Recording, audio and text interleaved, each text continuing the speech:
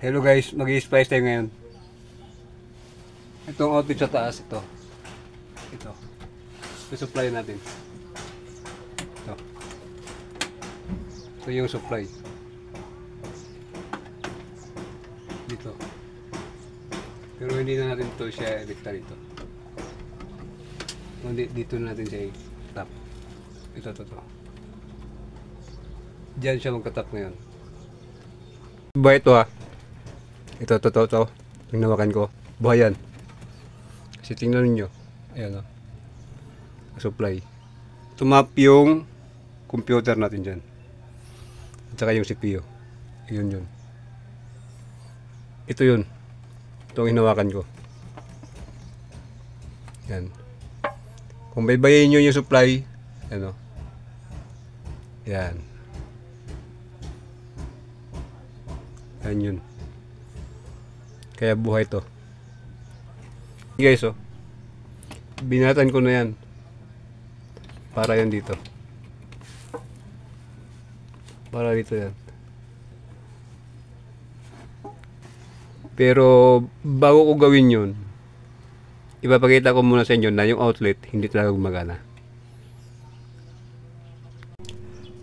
Pailawin natin to. Dito sa outlet na to. Kailangan, kung may supply to, dapat ilaw to. Ngayon, saksak natin siya. Yan guys. Hindi siya gumana, di ba? Kasi wala siyang supply pa. At yun yung supply niya. Tap natin to guys. Sa may supply na talaga ng mga outlet. Kaya talaga to. Ito, tingnan natin na. Bukan natin. Nagana yan. Ito yung adapter niya. Tap natin dito. Yan guys, oh. Gumagana siya, di ba? Kasi may laman to. Yung sa taas, yan, wala talaga yan. Kaya itatap natin yan at ito yung supply niya. Dalawa. At yan guys, inumpisahan ko na siyang i-splice. Bali, nilagay ko lang muna yung gamay ko dyan. Para kapit na siya pag nilagyan ko ng wire yung nag-supplyan niya. At yan guys, kinuha ko na yung plies para ihigpit siya. At hindi siya makakaroon ng loose connection. Kasi kung kamay-kamayin ko lang yan, maluwag yan. Hindi yan nihigpit. At yan ang magiging cause kung bakit nagkaroon ng sunog. Dahil sa mga loose connection. Kasi ang wire guys, umiinit talaga yan. Kaya guys, pagdating sa kuryente, wag yung paglaruan. Dahil nakatap na yan guys, dito naman tayo sa kabila. Ano? Kung nakatap na rito, syempre, ganun din sa kabila. Kasi dalawang linya yan eh. Tinatawag na line 1, line 2. Piecing yan. Kapag nag-splice tayo guys, ng mga wire, huwag kalimutan gumamit ng plier.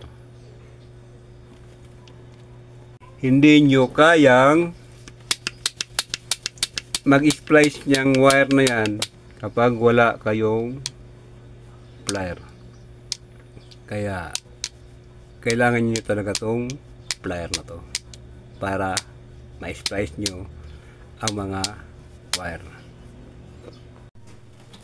At yan guys, inumpisahan ko na siyang i-splice.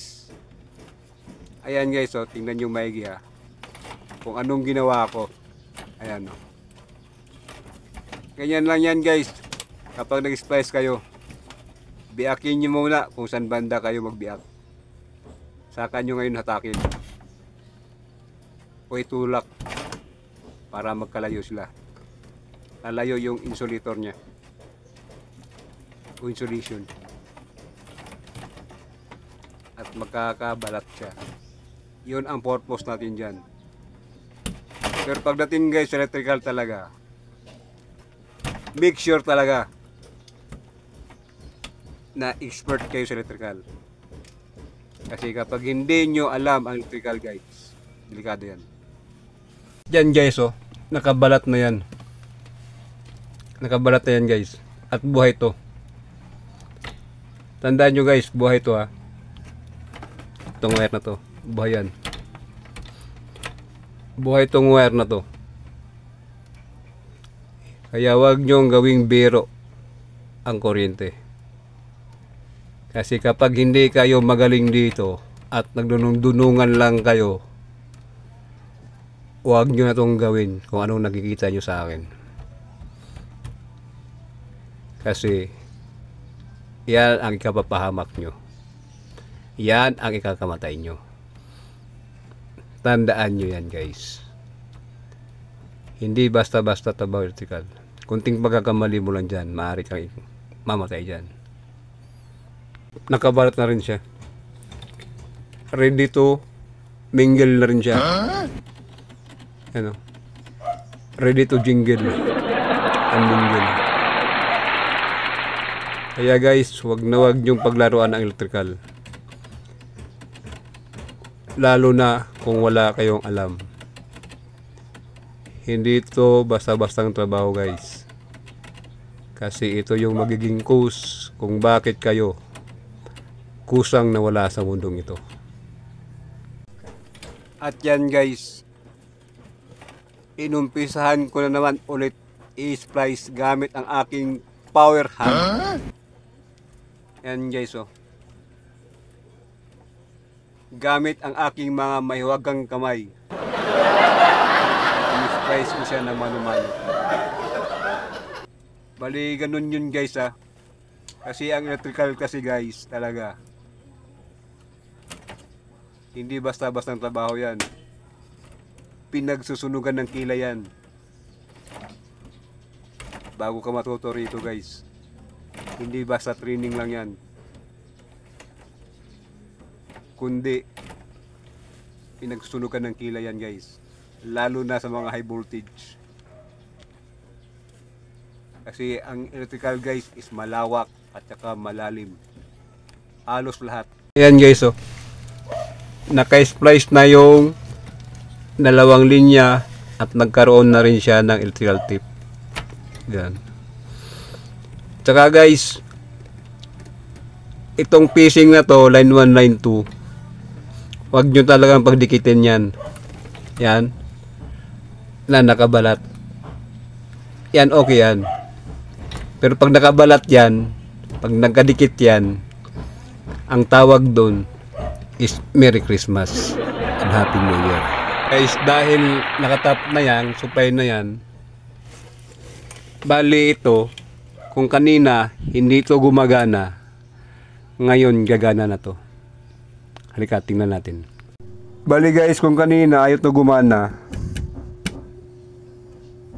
dahil ito, wala pa talaga itong supply. Ngayon, dahil nakatap na yan, ngayon, itatap natin to siya. Titingnan natin kung gagana siya. Ngayon, tingnan natin. Ayan guys, nakatap na yun. Ayan. Gumagana na siya, di ba? So, ibig sabihin yan, okay na. Ang electrical, huwag niyong gawing biro. Kasi, hindi basta-bastang trabaho yan. Kung low current, huwag nyo ring biruin. Kasi hindi gagana yan pag nagkamali kayo. Low voltage, mas lalong hindi nyo biro-biruin yan. Kasi kung hindi man kayo mamatay, baldado kayo. High voltage, siguraduhin nyo guys na wag nyo talagang paglaruan, mas lalo na yung high voltage. Kasi hindi kayo pwedeng gumawa doon hanggat hindi kayo nagsunog ng kilay ng ilang taon. Kasi sa high voltage guys, lalo na electrical, kinakailangan magsunog ka muna ng kilay bago ka gumawa ng mga high voltage. Kasi hindi ka pakakawalan sa loob ng job site, lalo na kung high voltage ang ginagawa nyo. Low voltage, pwede pa. Pero kinakailangan may supervisory ng isang matinding electrician, ng isang malupit na electrician. At ganun din pagdating sa high voltage.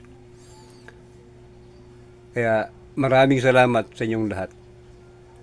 Thank you and God bless.